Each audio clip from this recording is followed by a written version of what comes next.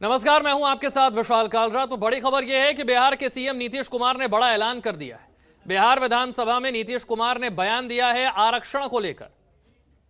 उन्होंने कहा है कि आरक्षण को 65% करने पर विचार हो। इसमें ईडब्ल्यूएस को पहले से ही 10% आरक्षण है, यानी कि 75% आरक्षण की बात कर रहे हैं नीतीश कुमार। यह बड़ी बात है। बिहार में जातिगत जनगणना हुई और इसका पूरा डेटा अब जारी हो गया है। इसे लेकर बिहार की विधानसभा में जबरदस्त बहस देखने को मिली। मुख्यमंत्री नीतीश कुमार ने कहा कि अब वक्त आ गया है कि आरक्षण को बढ़ाकर 75% कर दिया जाए। 50% के दायरे को बढ़ाकर पहले तो 65% पर लाया जाए और इसमें ईडब्ल्यूएस का जो 10% कोटा है इसे भी जोड़ दिया जाए, तो यह आरक्षण 75%, 75% तक पहुंच जाएगा। बड़ा बयान बिहार के मुख्यमंत्री नीतीश कुमार का। बिहार विधानसभा में इसे लेकर चर्चा हुई। जातिगत जनगणना को लेकर पहले ही बीजेपी और इंडिया गठबंधन आमने सामने है। पहले ही बीजेपी पर यह दबाव बनाया जा रहा है कि केंद्र की सरकार पूरे देश में जातिगत जनगणना करवाए और किस जाति के कितने लोग हैं ये आंकड़े सामने रखे जाएं।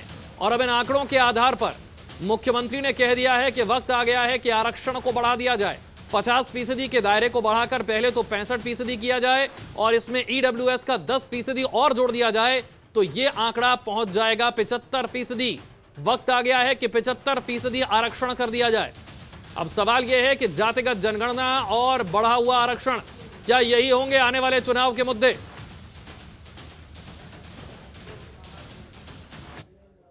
तो मेरा ये कहना है कि भाई जो 50% है तो कम से कम हम 65% कर दें, ताकि 22 से आगे तो 65% कर दिया जाए 50 की जगह पर। 10% सुनिए ना, 10% अपर कास्ट का पहले से है, तो 65 और 10 75, तो बचेगा 25।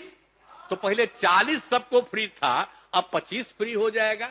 लेकिन बाकी का पिछड़ा और अति पिछड़ा की संख्या को भी कम से कम अब कुल मिलाकर के, और SC ST को जो 50 है उसकी जगह पर हम लोग 65 कम से कम कर दें, यह आप लोगों से परामर्श।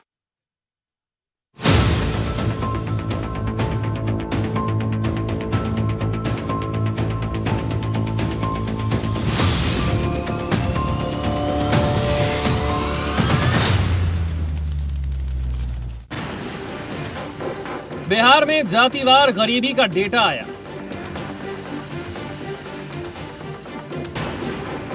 विधानसभा में सरकार ने आंकड़ा बताया।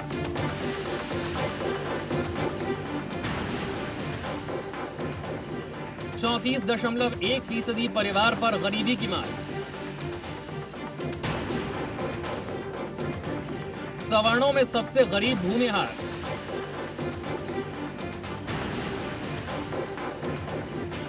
SC ST में गरीबों का आंकड़ा 40% के पार।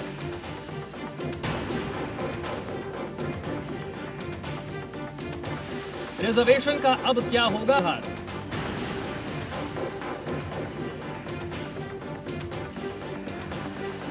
अब किसे कितना आरक्षण देगी सरकार? और हम तो आग्रह करेंगे कि आर्थिक स्थिति की भी पूरी जानकारी सबका ले लीजिए और उसी से और नीतियां वहां से बना दीजिए, तो उससे सबको लाभ होगा, सब आगे बढ़ेगा। आगे केंद्र सरकार से भी अपील करेंगे। बिहार विधानसभा में जातिगत जनगणना से जुड़े हुए आर्थिक आंकड़े भी पेश हो गए हैं और सबसे बड़ी बात यह है कि मुख्यमंत्री नीतीश कुमार ने आरक्षण को बढ़ाकर 75% करने का प्रस्ताव रख दिया है। इस चर्चा के दौरान नीतीश ने कहा कि आरक्षण का दायरा 50 से बढ़ाकर 65% कर दिया जाए। ईडब्ल्यूएस के 10% को भी जोड़ दें तो 75% इसे कर दिया जाए। रिपोर्ट कहती है कि बिहार में अनुसूचित जाति और अनुसूचित जनजाति के करीब 43%, 43% लोग गरीब हैं। सरकारी आंकड़े के मुताबिक राज्य में 33% लोग स्कूल तक नहीं गए। इस तरह गरीबी को देखा जाए तो सामान्य वर्ग में सबसे ज्यादा गरीब भूमिहार समाज है। 25% भूमिहार परिवार गरीब हैं। और जातिगत जनगणना और आरक्षण ही क्या अब आने वाले चुनाव के लिए बड़े मुद्दे होंगे? अब सवाल यही है।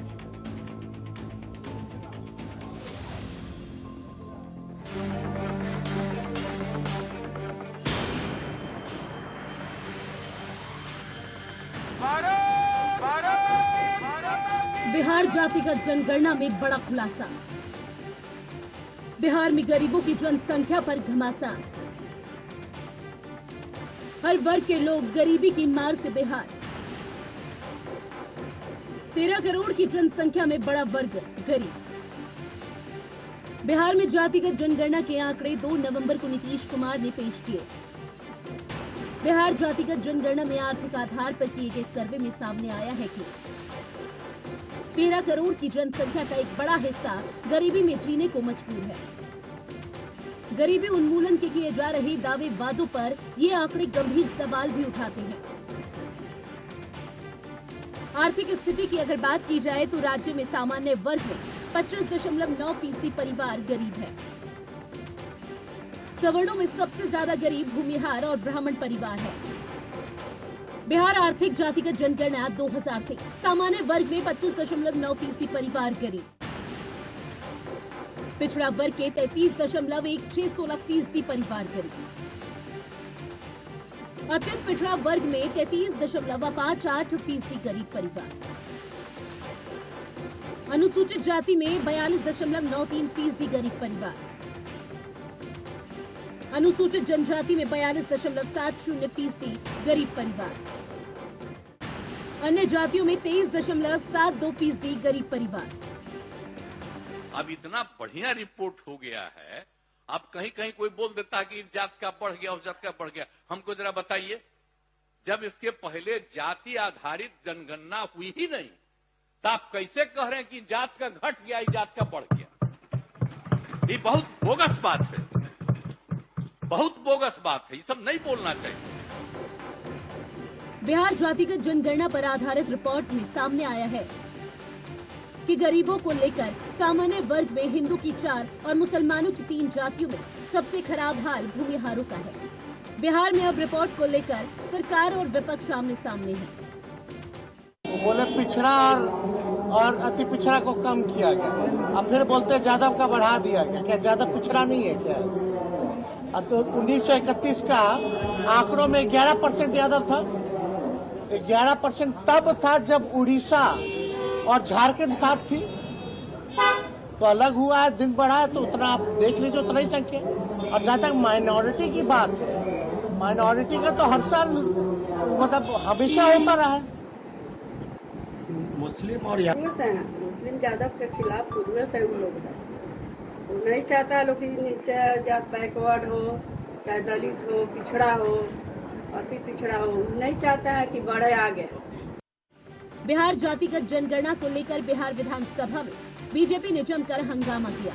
माना यह भी जा रहा है कि जातिगत जनगणना के आधार पर आरक्षण को लेकर नए प्रारूप को लागू किया जा सकता है, जिसमें जिसकी जितनी संख्या के आधार पर आरक्षण लागू किया जा सकता है।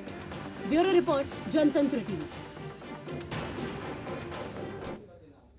गृह मंत्री अमित शाह ने इसे लेकर क्या कहा, ये भी आपको सुनवाते हैं। वालों ने बिहार की जनता को गुमराह करने के लिए पिछड़ा समाज के ख्वेरखा होने की बात करी। आज मैं बिहार के पिछड़ा समाज को कहने आया हूं, इनके झांसे में मत आइए। ये जो सर्वेक्षण करा है नीतीश जी ने, सर्वेक्षण करने का फैसला हुआ तब भारतीय जनता पार्टी नीतीश सरकार में हिस्सेदार थी और भारतीय जनता पार्टी का ये फैसला था। भारतीय जनता पार्टी से राकेश पोद्दार हमारे साथ जुड़ रहे हैं, आरजेडी से कंचन यादव, राजेश भट्ट एलजेपी से हमारे साथ हैं और सुप्रीम कोर्ट के वकील एमएल शर्मा हमारे साथ जुड़ रहे हैं। सबसे पहले राकेश पोद्दार, 75% कर दिया जाए आरक्षण, ये कह रहे हैं नीतीश कुमार का। देखिए, लोकसभा के इन्होंने जो रिपोर्ट बनाई है जांचने का, चुनाव लड़ने का है, और आपने दिखाया कि 6,000 रुपया कमाने वाले लोग जो कि पिछड़ा की लड़ाई नीतीश जी लड़के थे, और मात्र आज 30 सालों में सिर्फ मात्र 6,000 रुपया कमा रहे हैं। 29% जो लोग हैं पिछड़ा वर्ग से, वो 6,000 से 10,000 रुपया कमा रहे हैं। और रहा इसका अपना स्वर्ण जाति का, सिर्फ 2 करोड़ लोग, स्वर्ण जाति जो 2 करोड़ हैं, वो सिर्फ बिहार से पलायन कर चुके हैं। 25% ही लोग पलायन कर चुके हैं। इन्होंने कहीं ना कहीं बिहार को ढकेलने का काम किया और स्वर्ण जाति की कम आबादी दिखाई गई, सिमट गई। क्यों? कि वो पलायन कर चुके हैं। अति पिछड़ा जो 36% था, वो उसकी जो 6,000 रुपये ज्यादा उन्हें कमा पा रहे हैं। क्या हुआ? बिहार में 30 साल से लोग राज किए, इन्होंने सिर्फ अपनी राजनीति की रोटी सेकनी थी। अरे तो राज तो आपने भी किया है, राज तो आपने भी मिलकर किया है साथ में जी। हम लोग तो इनको जाति जनगणना पे हम लोग समर्थन दे रहे हैं, ऐसी बात नहीं है। जाति आप जिस गरीबी पर उन्हें घेर रहे हैं, उस गरीबी के लिए आप जिम्मेदार नहीं है क्या? देखिए, गरीबी के लिए लालू जी ने 15 साल राज चलाया, हम लोग चलाए, हम उस गरीबी को दूर करने के लिए लगे हुए थे। लेकिन माननीय नीतीश कुमार जी वो सपना था कि मैं देश का प्रधानमंत्री बनूं, इसलिए हम लोगों को छोड़ के वो माननीय लालू जी के साथ चले गए। जो व्यक्ति लालू प्रसाद यादव जी जो राजनीति भाई, बात यह है राकेश पोद्दार कि क्या आप इस प्रस्ताव के साथ हैं जहां नीतीश कुमार कहते हैं कि 65% तक आरक्षण को कर दीजिए, ईडब्ल्यूएस के 10% कोटे को मिला दीजिए, आरक्षण हो जाएगा। और सबसे पहले तो मैं आपके चैनल के माध्यम से बिहार के सभी लोगों को बहुत बहुत बधाई देना चाहती हूँ और मुख्यमंत्री नीतीश कुमार जी को और मुख्यमंत्री तेजस्वी यादव जी को बहुत बहुत धन्यवाद कहना चाहती हूँ कि उन्होंने ऐसे ऐसे ऐतिहासिक फैसले लिए कि जो सिर्फ लोगों का सामाजिक, आर्थिक और राजनीतिक स्थिति ही नहीं बदलेगा, बल्कि पूरे देश में एक चिराग जलाने का काम किया है, जिसके लौ से, जिसके किरण से अब आगे आने वाले समय में परिवर्तन होगा।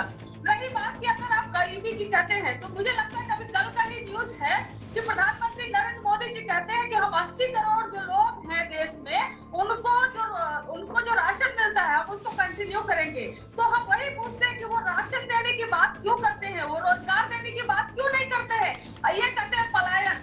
आपको बता दें कि जब से बीजेपी की सरकार आई है 2014 से लेकर जून 2023 तक का आंकड़ा है कि 17 लाख लोगों ने जो इंडियन कार्ड है, जो इंडियन नेशनलिटी है, उसको छोड़ दिया है। और किस लिए? क्योंकि यहाँ पर रोजगार नहीं है, यहाँ पर एकेडमिया में वो काम नहीं कर पा रहे हैं, यहाँ पर बिजनेस में उनको समस्या हो रही है। अलग अलग फील्ड के लोग इंडियन नेशनल सिटीजनशिप को छोड़ दिए हैं और ये कहते हैं पलायन, बिहार के पलायन की बात करते हैं। कुछ भी होता है तो लालू के हेरा के चले जाते हैं। भैया आज की बात करिए ना, उसके बाद भी तो लंबे समय तक आप भी सरकार में रहे, आपने क्या किया? आखिर में ये जो ऐतिहासिक फैसले हो रहे हैं वो तभी क्यों हो रहे हैं जब भारतीय जनता पार्टी की सरकार बिहार में नहीं है। आप आज की बात करिए, आप आज के भविष्य की बात करिए, आप कल क्या देंगे उसकी बात करिए, आप देश की बात करिए। इनका खुद ही कास्ट सेंसस पे इनका स्टैंडिंग क्लियर नहीं है। कभी प्रधानमंत्री नरेंद्र मोदी जी कहते हैं कि ये जात पात में देश को तोड़ रहे हैं, कभी ये लोग कहते हैं ये तो हमारा प्रस्ताव था, कभी ये लोग एक्सेप्ट ही नहीं करते, कभी कहते हमारा था, कभी कहते इसलिए तोड़ रहे। अरे भैया आप लोग का स्टैंड क्या है? नीतीश कुमार की तारीफ कर लीजिए, कुछ तो तारीफ कर लीजिए। ठीक है राजेश भट्ट भाई, कंचन जी कह रही हैं कि अगर लालू जी गरीबी नहीं हटा पाए तो मोदी जी कहां हटा पाए। आपको अगर 80 करोड़ लोगों को फ्री का अनाज देना पड़ रहा है तो इसका मतलब तो गरीबी घटी नहीं, सारी सरकारें फेल हैं फिर तो गरीबी हटाने में। सुनिए विशाल जी, 80 करोड़ जनता का जो राशन पहुंचता है 2019 से माननीय स्वर्गीय श्री रामविलास पासवान जी के भट्ट साहब की राजेश भट्ट के लिए सवाल है। एक सेकंड सवाल राजेश भट्ट के लिए। पहले एक बार सब बोलने फिर मैं आपके पास फिर आता हूं। राकेश पोद्दार, राजेश भट्ट अबरा जी राजेश भट्ट बोलिए। आज आनन फानन में जिस तरह से जातीय सर्वे की संख्या जारी की गई थी, मैं समझता हूं कि आज भी उसी तरह से गोल मटोल एक नया सिगुफा छोड़ा गया, एक नया फ्रेमवर्क किया गया और उसको यहाँ जनता के सामने रख दिया गया। आपके सम्मानित चैनल के माध्यम से ये आए हैं, ये तो काफी चौंकाने वाले हैं। भाई पिछले 32 वर्षों में आपने कौन सी नीति बनाया कि कोयली जाति के और कुर्मी, ये प्रमुख 3 जो जातियां हैं पिछड़ा समाज में, ओबीसी में, ये इसकी तादाद ज्यादा है। हम तीनों का आंकड़ा बता देते हैं। और जो कहता था कि पिछड़ा समाज में कुशवाहा, यादव, कुर्मी हक खा रहा है, उसको ये करारा जवाब जो है मिलेगा। हकीकत क्या है? तो कुर्मी जाति की संख्या है 3.11%। लोग सरकारी नौकरी जो है एक मिनट। तो कुर्मी जाति के 3.11% लोग सरकारी नौकरी कर रहे हैं। पूरे कुर्मी की जितनी आबादी है उसका मात्र 3.11% लोग सरकारी नौकरी कर रहे हैं। कुशवाहा जाति के 2.4% लोग जो है सरकारी नौकरी कर रहे हैं, और जो यादव समाज जो सबसे बड़ा समाज 14% वाला है उसका मात्र 1.55% लोग जो है सरकारी नौकरी जो है वो कर रहा है। अगर इन तीनों जातियों को मिला दीजिए जिसकी आबादी जो है 21% है तो तकरीबन 6.5% ही जो है सरकारी नौकरी में है।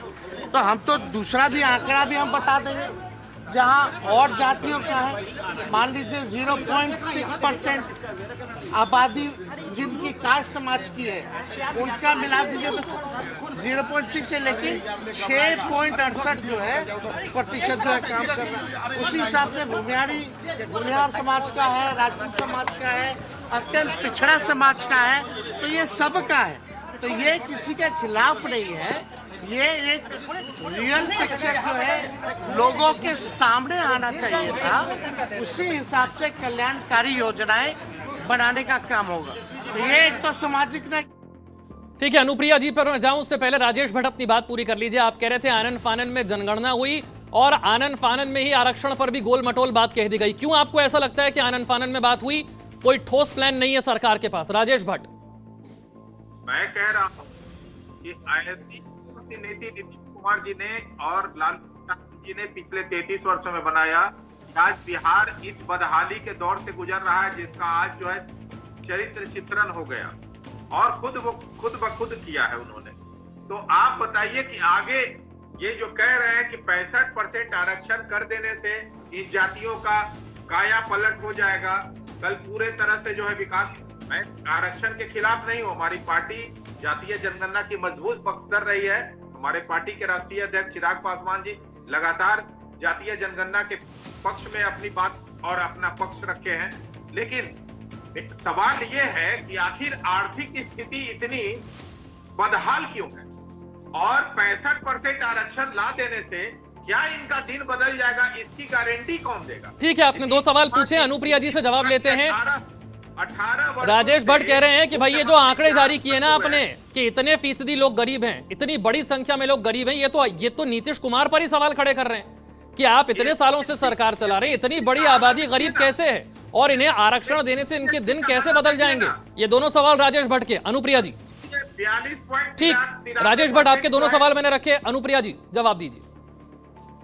विशाल जी, सर्वप्रथम मैं माननीय मुख्यमंत्री जी को और हमारे बिहार के डिप्टी सीएम श्री तेजस्वी यादव जी को बहुत बधाई देती हूँ कि पूरे बिहार की जनता आज वो समझ पा रही है कि किस तरह से उनकी आर्थिक, सामाजिक और उनकी जाति जो हकीकत है उनके सामने में, और हर लोगों को ये अधिकार है जानने का कि भाई वो किस तरह से उनकी विकास हो रही है, या सरकार के द्वारा लोगों को पता चला कि किस जाति का अभी भी विकास के मुख्यधारा से वो जुड़ नहीं पाए। मैं फिर कहूंगी कि आज जिस तरह से रिपोर्ट, आज जितने प्रवक्ता यहाँ बैठे हैं, जो विपक्ष के प्रवक्ता, मैं देख नहीं पा रही हूँ कौन है यहाँ पे नहीं है, लेकिन कल तक ये रो रहे थे कि भाई अभी तक आपने जाति ही सर्वेक्षण का रिपोर्ट सबमिट किया है, आर्थिक सामाजिक क्यों नहीं किया है?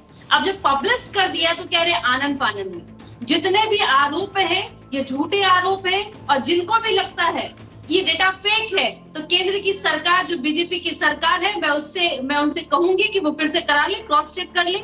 इस तरह से हाई तबाह मचाने की जरूरत नहीं है। लेकिन जो सवाल उन्होंने उठाया है कि हम, सुन लीजिए पहले, सुन लीजिए, मैं आपके बीच में नहीं बोल रही थी, चाय की दुकान के चर्चा पे नहीं बैठे हम लोग, पहले सुन लीजिए ना, पहले सुन लीजिए, सुनने की क्षमता है।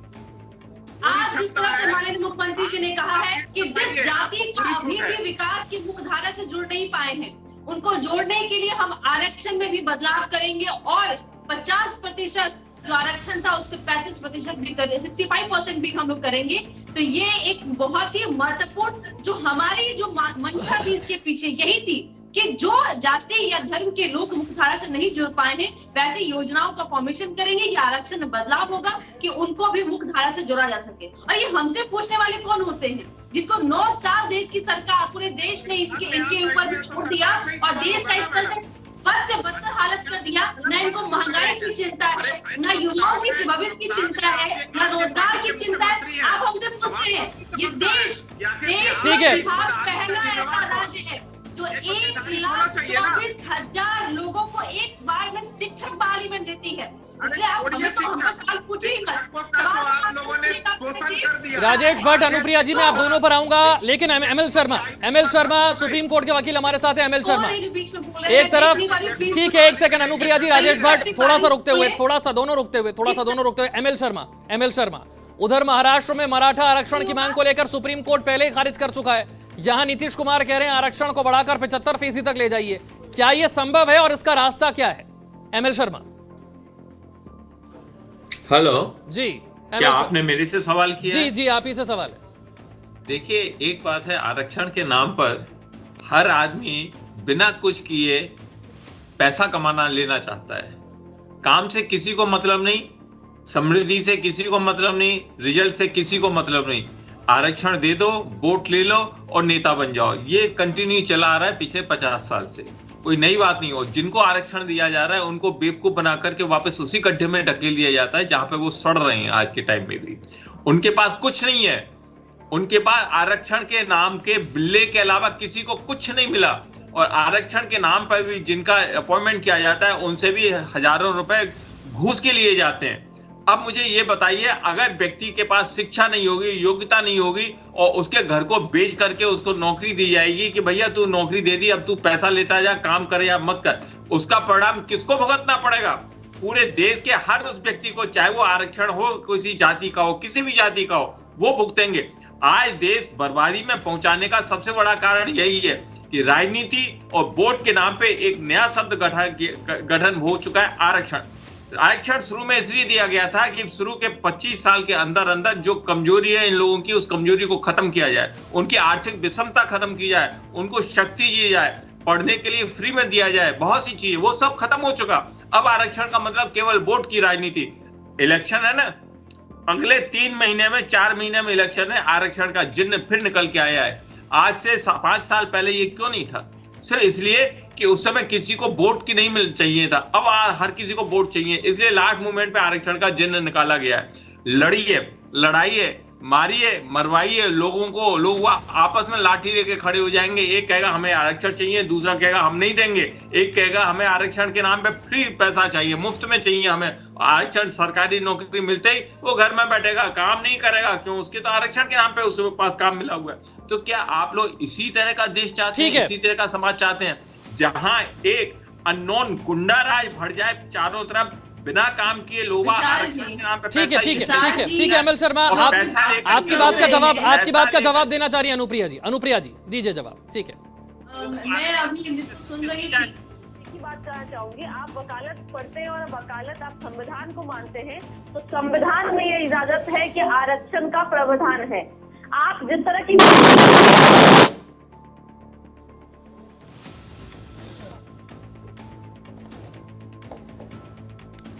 कंचन जी बोलेंगे आए हैं जो धरातल पे है, उसमें अभी भी शिक्षा उनको मिल पाया है ना, इसका सत्यानाश करके आरक्षण के नाम पर ये आरक्षण के खिलाफ में जितने लोग हैं, मुझे लगता है कि मंशा आरक्षण के नाम पे।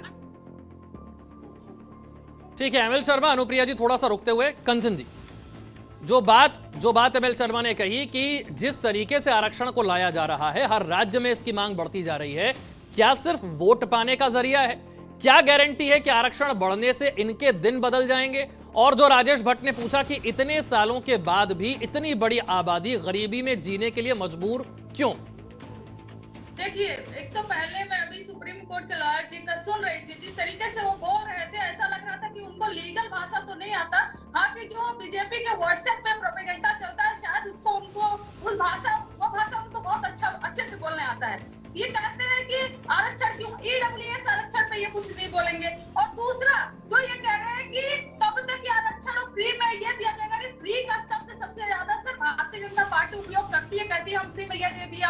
कर दिया, फ्री में वो कर दिया, ठीक है। और रही बात आरक्षण की, जब आरक्षण नहीं था देश में तब देश कौन सा तरक्की कर रहा था? जब यादव को सिर्फ भैंस चराने का आरक्षण था, बताइए आप। जब अन्य जातियों को उनकी कास्ट के अनुसार सिर्फ वही व्यवसाय करने का, लोहार को सिर्फ लोहा का काम करने का आरक्षण था, तब आप बताइए। और आरक्षण की आप बात कर रहे हैं, अभी भी चाहे वो अकेडमिया हो, मैं खुद अकेडमिया में हूँ, हर जगह पे सिर्फ 1 से 2% लोग बैकवर्ड समाज से लोग आए हुए हैं। आप आरक्षण को हर बात में कहते हैं कि देश की तरक्की न होने के पीछे आरक्षण जिम्मेवार है।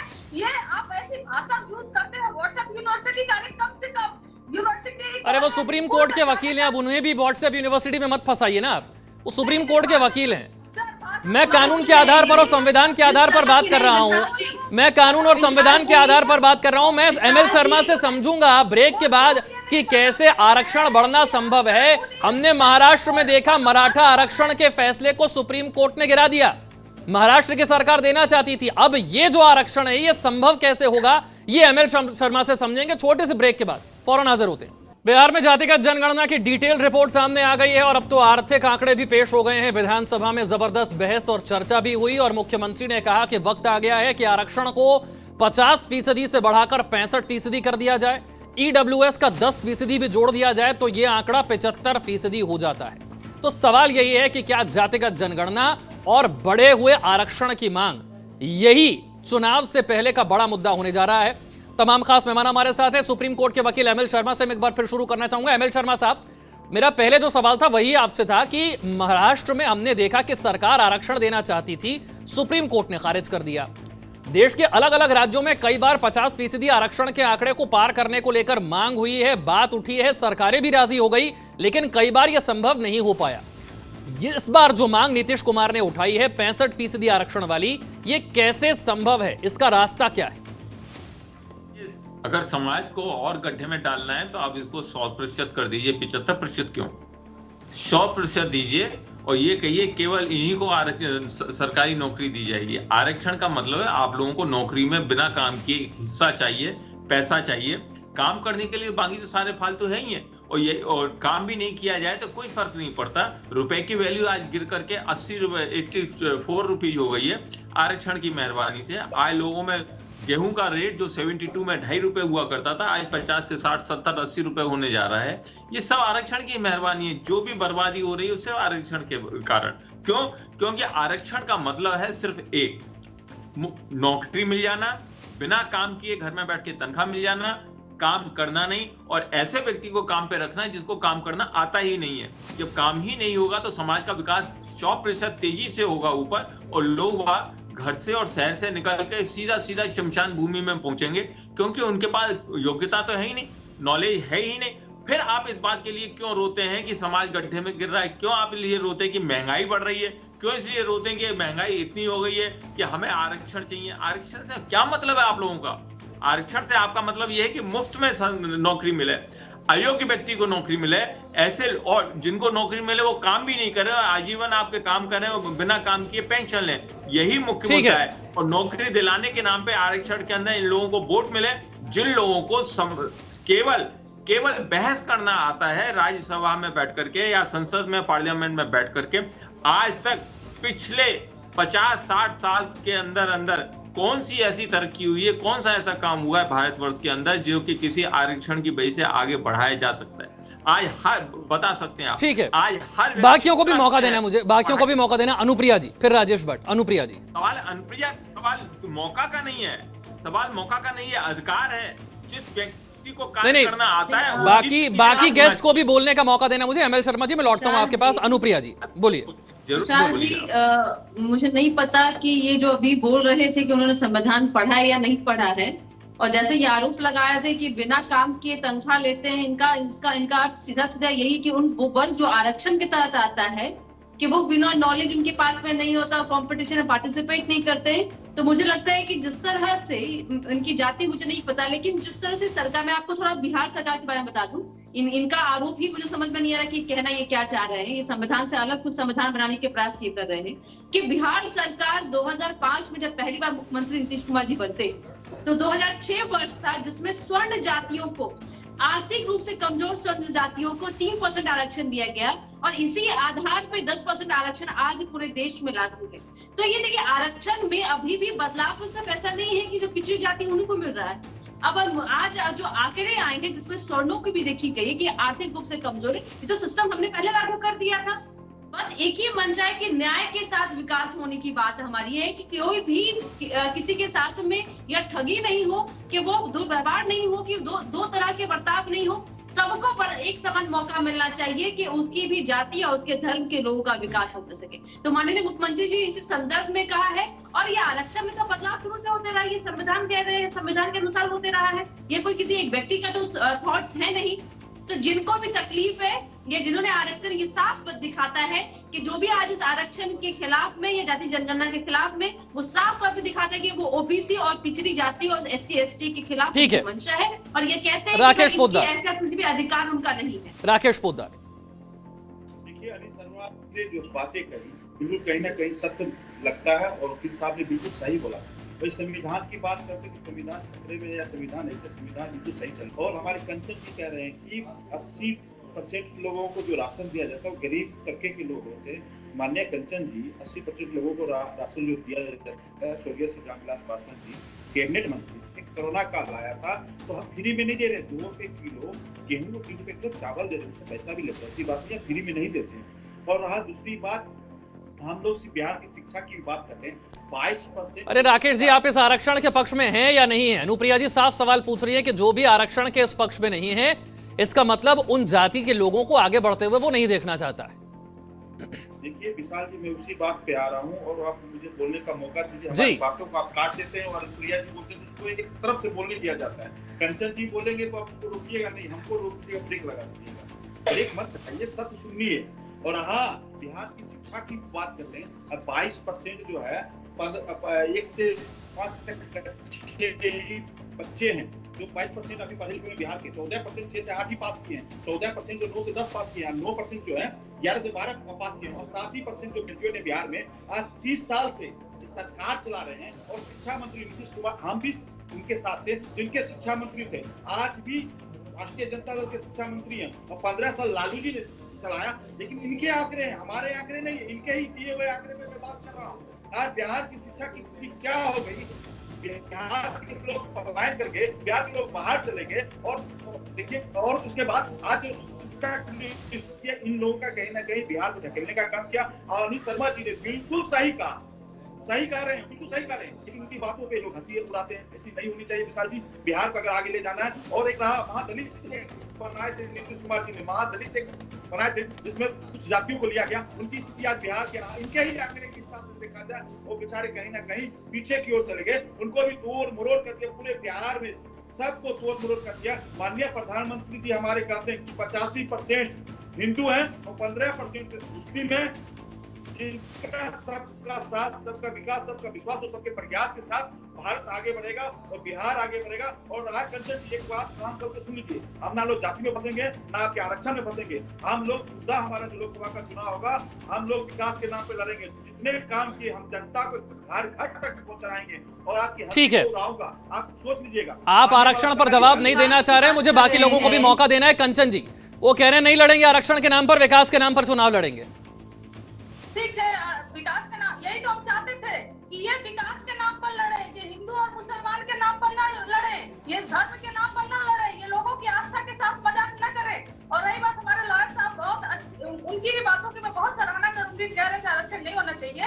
वही बताए कि उनके गाँव में, उनके घर में जो काम करने आता होगा उसकी जात देखे वो क्या है। वो ये बताए कि जो सीवर में सफाई करने वाले, गटर में जो सफाई करने वाले लोग हैं 99.9% वो कौन से जात से आते हैं? क्या वो आरक्षण नहीं, वो आरक्षण है कि जो दलित है, जो महादलित है, वो सीवर की सफाई करेंगे, वो भी एक तरीके का आरक्षण है। मंदिर में पुजारी कौन होता है? सिर्फ एक कास्ट का व्यक्ति मंदिर में पुजारी होता है। मंदिर का ट्रस्टी कौन होता है? सिर्फ एक कास्ट का व्यक्ति मंदिर का ट्रस्टी होता है, वो भी आरक्षण है। आप तो उस जोन में जाकर बात नहीं करेंगे, लेकिन जहाँ विकास की बात आएगी वहाँ पर आप बात करेंगे। वीपी सिंह साहब कहते थे कि अगर एक व्यक्ति को, एक लड़के को आरक्षण मिलता है, सपोज वो IPS बन जाता है, तो वो सिर्फ उसके परिवार नहीं बल्कि उसके पूरे खानदान और उसके पूरे रिश्तेदार में ये गर्व की बात होती है कि हमारा बेटा IPS ऑफिसर बन गया है। ये सम्मान की लड़ाई है, ये आत्मसम्मान की लड़ाई है और गौरव की किसी व्यक्ति जवाब दे रहे हैं एमएल शर्मा, आप ही को जवाब दे रहे हैं, ठीक है। कंचन जी, राकेश पोद्दार रुकते हुए एमएल शर्मा जवाब दे दें, फिर राजेश भट्ट। एमएल शर्मा, काम करने वाला जो व्यक्ति आता था और जो भी मोहल्ले में काम करता था उसको हम लोग आरक्षण के जाति से नहीं बुलाते थे। की बात करते हैं 2019 के इलेक्शन में 37%। ठीक है कंचन जी जवाब दे रहे हैं, एमएल शर्मा जवाब दे रहे हैं, आप ही की बात का जवाब दे रहे हैं। एमएल शर्मा बोलिए। आप जो बीजेपी को वोट दे, जो बीजेपी का समर्थन करे वो हिंदू, हम सर्टिफिकेट बांटते हो। किसी धर्म पे हम लोग लड़ाई नहीं लड़ते, हम विकास की बात करते हैं और यही हमारा मुद्दा था चुनाव का। और नीतीश, ठीक है, आरक्षण से मिलेगा विकास, ठीक है। एमएल शर्मा, जरूरी है आरक्षण में लड़ाने के लिए। एक सेकंड, राकेश पोद्दार, कंचन जी थोड़ा सा रुकते हुए एमएल शर्मा। मैं कुछ कहना चाहूंगा, 1 मिनट प्लीज मुझे दीजिए। इस देश में लोगों को लड़ाने के लिए पहले अंग्रेजों ने धर्म का मुद्दा अपनाया, तुम हिंदू हो और तुम मुसलमान हो, बस। और अंग्रेजों के जाने के बाद इस देश को 4 अलग अलग मुद्दों में और बांट दिया गया। आरक्षण जिसमें प्रमुख मुद्दा बनाया गया, और आरक्षण के नाम पे जो योग्य व्यक्ति थे, जो देश को बना सकते थे, किसी काम को कर सकते थे, उनको लात मार के दूर कर दिया गया। जो नहीं कर सकते उनको आरक्षण के नाम पे उस कुर्सी पे बैठा लिया गया और वो उस कुर्सी में बैठे रहते थे, एंजॉय करते रहते थे और देश गड्ढे में जाता चला गया। आज तक मैं किसी जाति के पक्ष में नहीं हूं, मैं सिर्फ एक बात कहना चाहता हूं, जो व्यक्ति योग्य है उसको काम करने के लिए अवसर दिया जाना चाहिए, चाहे वो किसी भी जाति का हो। लेकिन जो भी व्यक्ति अयोग्य है उसको बिल्कुल नहीं अपॉइंटमेंट दिया जाना चाहिए, नहीं लिया जाना चाहिए सरकारी सर्विस में, चाहे वो किसी भी जाति का हो। आप देश को बर्बाद करना चाहते हैं या देश को बनाना चाहते हैं? आप अपने घर के अंदर भी अगर आपकी पत्नी खाना बनाना नहीं जानती तो आप उससे खाना नहीं बनवाएंगे, खाना उससे बनवाएंगे जो दूसरी पत्नी जो दूसरी पत्नियों के घर में, ठीक है, जो अच्छा खाना बनाती है। राजेश भट्ट, जब आप खाने राजेश भट्ट भाई, मुद्दा क्या है? आरक्षण है, विकास है, किसके पक्ष में है? थोड़ी सी कंफ्यूजन नजर आ रही है बीजेपी के खेमे में भी, एनडीए के खेमे में भी, कि आरक्षण को लेकर खुलकर विरोध करें या न करें, जातिगत जनगणना को लेकर करवा लें या उसका विरोध करें। एनडीए के खेमे में भी कुछ कंफ्यूजन है, राजेश भट्ट। और ये जातिगत जनगणना इस समय क्यों करवाई गई? वोट के लिए। ठीक है राजेश भट्ट बढ़िए, लड़िए आपस में, लेकिन आरक्षण को राजनीति। ठीक है एमएल शर्मा, एक सेकंड एमएल शर्मा। राजेश भट्ट बोलिए। एमएल शर्मा एक सेकंड रुकिए। विशाल जी, मेरी पार्टी जातीय जनगणना का मजबूत पक्षधर रही है। हमारे पार्टी के राष्ट्रीय अध्यक्ष आदरणीय श्री चिराग पासवान जी पक्षधर है। लेकिन ये कहना मैं चाहूंगा कि आरक्षण को जिस तरह से एक राजनीतिक हथियार बना दिया गया नीतीश कुमार जी के द्वारा, लेकिन उसको अवसर देने की बात नहीं कर रहे हैं। आप रोजगार दीजिएगा तब तो उसकी आर्थिक व्यवस्था सुधरेगी। आपने अवसर कहाँ दिया उसको? आपने सेवा में लाया कहाँ? सरकारी सेवा का मौका कहाँ दिया? आप लोगों ने तो 35 वर्षों में दो पुष्ट की जिंदगी खत्म कर दी। कितने युवाओं का, कितने लोगों का आयु सीमा ऐसे ही बिना रोजगार के अवसर तक खत्म हो गया। तो उनकी आर्थिक स्थिति गिरेगी नहीं तो क्या उठेगी? ये आर्थिक स्थिति का जो खाका आया है आज, ये चौंकाने वाले क्यों है? ये दस्तावेज यह प्रमाणित करता है कि पिछले 36 वर्षों में इस चाचा भतीजे की सरकार ने बिहार को इस गर्त में ले जाकर ढकेला है। आज उसका जीता जागता स्वरूप के तौर पर यह दस्तावेज उन लोगों ने खुद प्रस्तुत कर दिया है, जो चिंता का विषय है। सवाल ये है कि सरकार के गलत नीतियों के कारण ये स्थिति बनी है। ठीक है, राजेश भट्ट शुरुआत से एक ही बात पर जोर दे रहे हैं अनुप्रिया जी कि भाई ये स्थिति इतनी खराब हो क्यों रही है?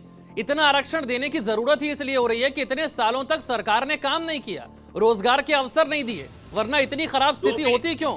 गरीबी को लेकर आरक्षण इतना बढ़ाना पड़ता क्यों? अनुप्रिया जी बोलिए। मेरा एक सवाल का जवाब पहले दीजिएगा। आप भी काम कर लेते हैं, आपको थोड़ा सा नॉलेज गेन करने की जरूरत है कि आपने आपको याद नहीं है कि 2 से 3 दिन पहले बिहार में 1,24,000 एक साथ में शिक्षकों की बहाली हुई है। और जो आपने झूठ फरेब किया कि 2 करोड़ रोजगार देंगे हम युवाओं को, उसकी बात क्या कहिएगा? आपने कहा कि किसानों की आय दुगनी करेंगे, उसकी बात क्या कीजिएगा? आपके शासन काल में जिस तरह से लोग बेरोजगार हुए हैं, जिस तरह से लोगों को आपने रोजगार छीन रहे हैं, आपने क्या किया? आपने माननीय मुख्यमंत्री जी ने कहा है कि अपने सामाजिक का दर्जा दीजिए। अगर बिहार को आप देखेंगे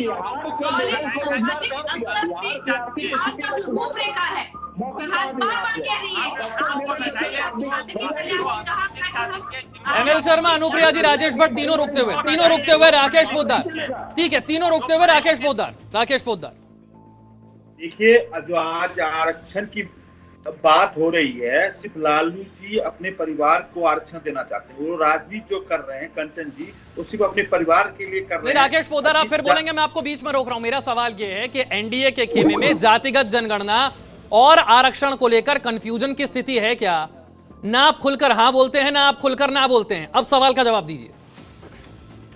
हम लोग जाति का समर्थन कर रहे हैं, जनगणना का, लेकिन जो आज ये कह रहे हैं आरक्षण देने की बात, लालू जी भी 15 साल राज चलाए, नीतीश जी भी हमारे साथ राज चलाए। आज नीतीश जी को कहां से आरक्षण देने की बात आई?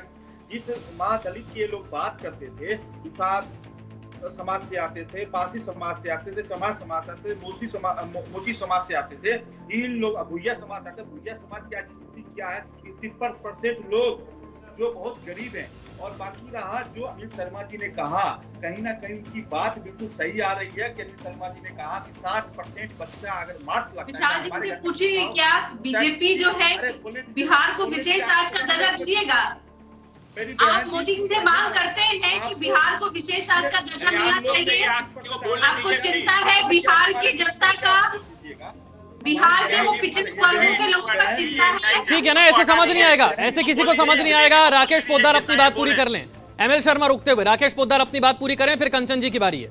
राकेश पोद्दार, बात पूरी कीजिए। अनिल शर्मा जी ने कहीं ना कहीं बिल्कुल सही बोला कि जो 60% बच्चा मार्क्स लगाए, चाहे किसी परिवार का हो, क्या आईएएस और आईपीएस बन सकता है? नहीं बन सकता। 100% वाला बच्चा रात 18 घंटा पढ़ता है, वो आईएएस आईपीएस नहीं बनता है। सिर्फ 50% या 40% मार्क्स लाके वो आईएएस आईपीएस बन जाता है। क्या वो बिहार का विकास हो सकता है? बिहार का कहीं विकास नहीं हो सकता, देश का कहीं विकास नहीं हो सकता है। अरे राकेश पोद्दार, फिर आप तो किसी भी तरफ नहीं हुए ना। अगर आपको इस आरक्षण से दिक्कत है तो खत्म कर दीजिए आरक्षण। आप बोल दीजिए कि हम खत्म कर देंगे आरक्षण। देखिए, हमारी भारत सरकार में सभी लोगों के साथ सबका साथ, सबका विकास, सबका विश्वास, सबके प्रयास के साथ कार्य करते हैं। हम लोग ऐसी बात नहीं। अभी आप बोल रहे हैं कि योग्य लोगों को मौके नहीं मिल रहे, फिर दूसरी तरफ आप कहते हैं आरक्षण होना भी चाहिए। आप किस तरफ है पहले ये तय तो कर लीजिए। कोई दूसरा व्यक्ति सरकार नहीं कर सकता।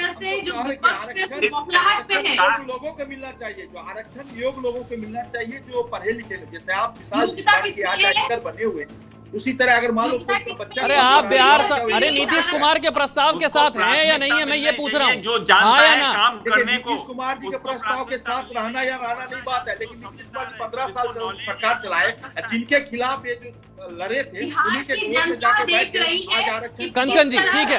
अनुप्रिया जी, एमएल शर्मा दोनों रुकते हुए। कंचन यादव। देखिए, ये अभी जो बातें सारी हो रही हैं वो बिहार के कंटेक्स्ट में हो रही है, क्योंकि बिहार का डेटा है जी। और ऐसे कि अगर सारे राज्यों की डेटा आ जाएगा, झारखंड ज्यादा आरक्षण देने की नौबत आ जाए। वैसे राज्यों में जहां भारतीय जनता पार्टी की सरकार हो सके, वहां पर ज्यादा आरक्षण देने की नौबत आ जाए, वहां पर और भी लोग पिछड़े हो।